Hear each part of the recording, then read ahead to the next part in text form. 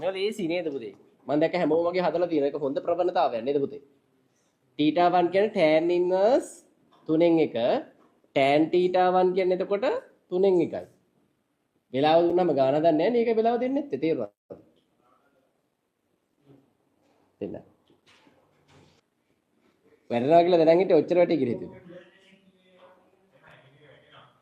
ඔය තරම් වැටේ කියලා හිතුවේ නෑ මල්ලි එකයි. හරිද? වැටෙනවා කියලා දැනන් tan θ2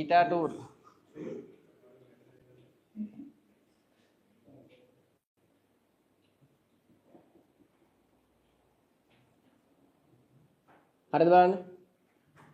tan θ1 කියන්නේ 3න් 1යි මේක 4න් 1යි 3න් 1යි 4න් 1යි.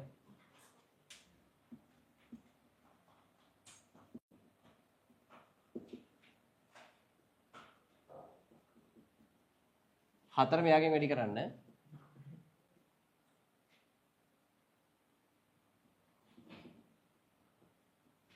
මේක 12න් වැඩි කරන්න.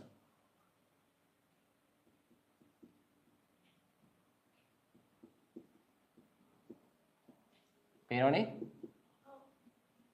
දැන් tan එක හැපතට යව.